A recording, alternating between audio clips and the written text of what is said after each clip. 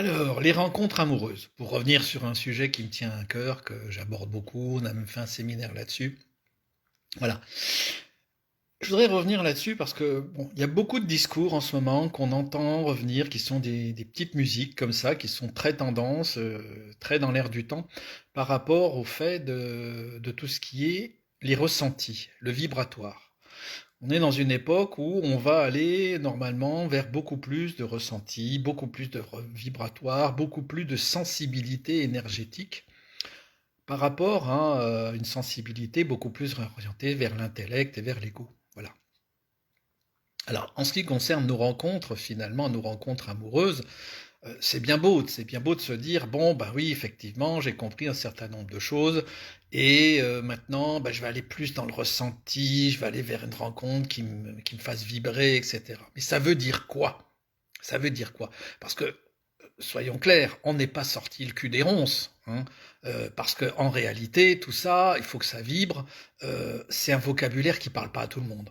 Hein. Faut que ça vibre déjà. Bon, la plupart du temps, qu'est-ce qui se passe quand tu fais une rencontre? Quand tu fais une rencontre, déjà, c'est à un moment donné, la personne, t'es séduit. T'es séduit par la personne, par le physique. Alors là, le physique, il y a deux types de langage par rapport à cet attrait du physique.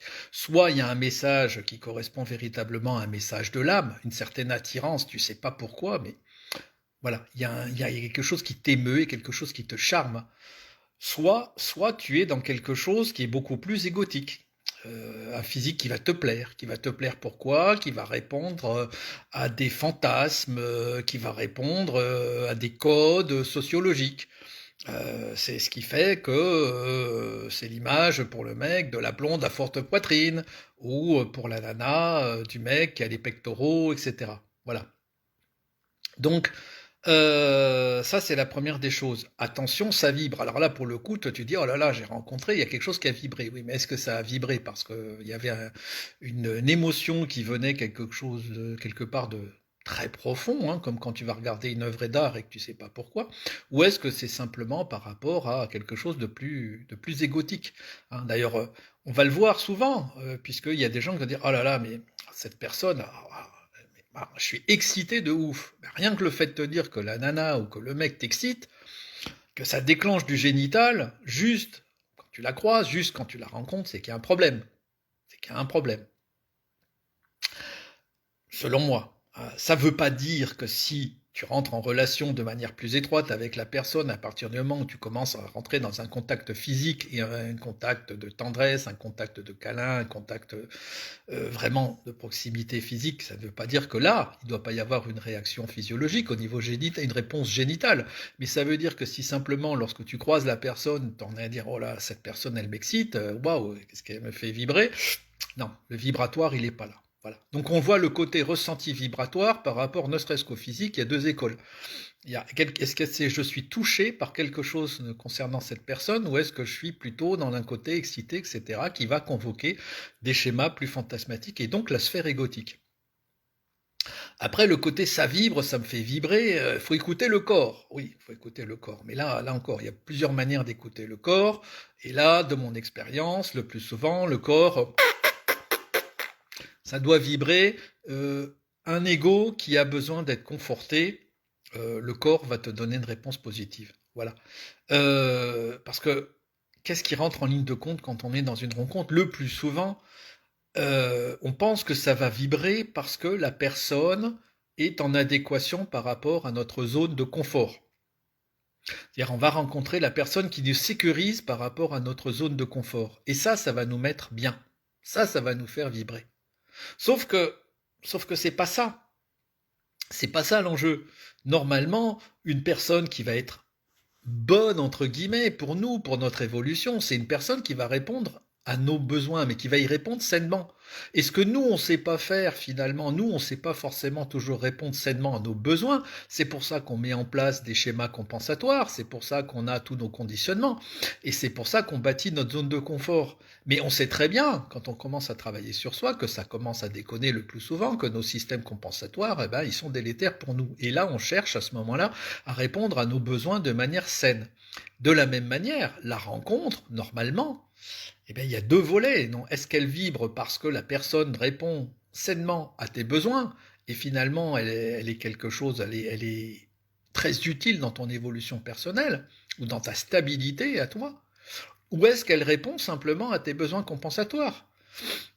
Voilà. Donc là, tu vas dire ça vibre aussi. Oui, ça vibre. Ça vibre pourquoi? Bah ouais, parce que, bah je sais pas, parce que si t'es enfermé dans tes schémas, si tu as besoin,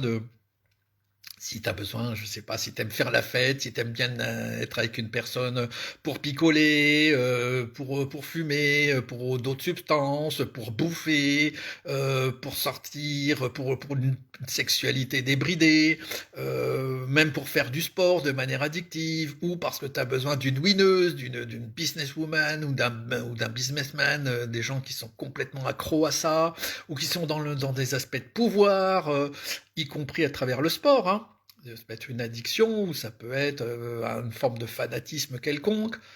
Là, il y a de fortes chances quand même que tu aies trouvé un bon complice pour finalement rester empêtré dans ta zone de confort.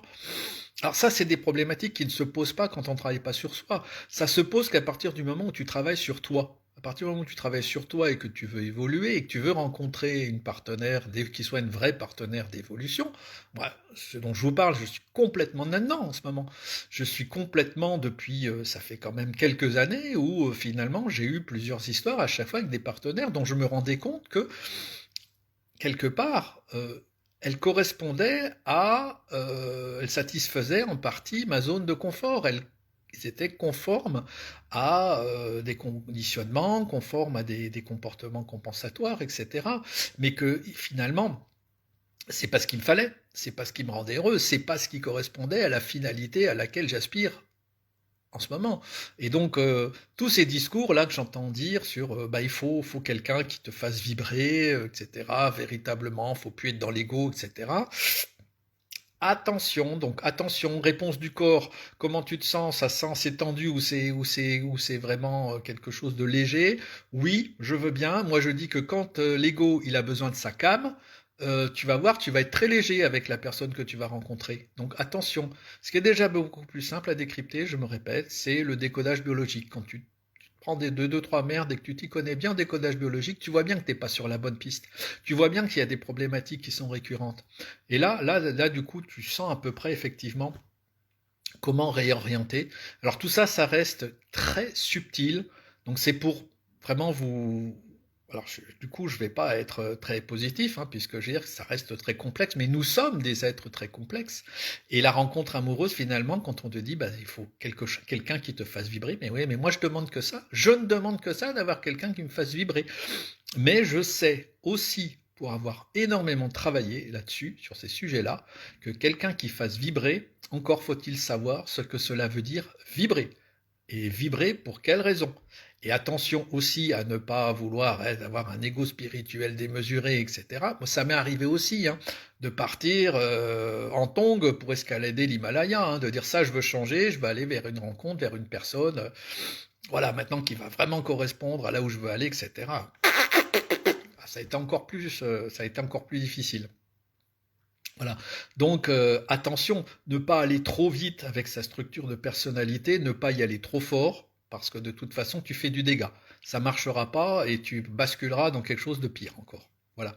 Donc, vraiment, il est important, comme toujours, je le répète, de se connaître. Il est toujours important de commencer par décrypter très précisément la nature de ses besoins. Il est important d'identifier les stratégies que l'on met en place pour pouvoir justement aller vers la satisfaction de ses besoins, en identifier le caractère compensatoire, le caractère délétère, voir comment on peut aller vers quelque chose de plus sain pour soi, et à ce moment-là, on est plus en capacité d'aller vers la personne qui correspond. Alors un autre truc aussi, c'est de pas aller trop vite. C'est de pas aller. Moi, j'ai souvent été très vite parce que je suis un amoureux, parce que je suis quelqu'un de, je suis comme ça, je suis dans l'élan. J'ai connu de véritables coups de foudre qui ont été exceptionnels, mais je suis souvent allé trop vite. Je suis souvent allé trop vite. Alors c'est facile de le dire après coup, je ne regrette absolument rien, mais trop vite dans la mesure où avec le savoir que j'ai aujourd'hui, je prendrais plus de temps pour justement identifier ces subtilités. Dire voilà, qu'est-ce que la personne satisfait exactement? Qu'est-ce qu'elle vient sécurisé chez moi ou pas. Il y a ce que l'autre, dans toutes nos relations d'ailleurs, qu'elles soient des relations professionnelles, des relations amoureuses, des relations amicales, l'autre vient-il sécuriser sainement un besoin, et c'est très bien, et on a besoin de fonctionner, on est des animaux sociaux, on a besoin d'évoluer avec les autres, donc on a besoin de faire couple aussi avec des personnes qui nous permettent de répondre à nos besoins fondamentaux de manière saine et de pouvoir les sécuriser. On en a besoin. Sinon, c'est de la torture, sinon ça n'a aucun sens. Donc, est-ce que l'autre, finalement, est capable de répondre à ça, ou est-ce que l'autre est plutôt dans une posture qui correspond à la satisfaction de ma zone de confort et que le cas échéant, je peux avoir de la difficulté à faire bouger ou dont finalement pour laquelle je me rends compte que je ne suis pas prêt de faire bouger tel ou tel point et que j'ai besoin d'une partenaire qui va accepter, qui va être en capacité d'accepter de répondre à ça. Et rappelez-vous d'une chose, hein, faire couple, c'est toujours un système. Hein.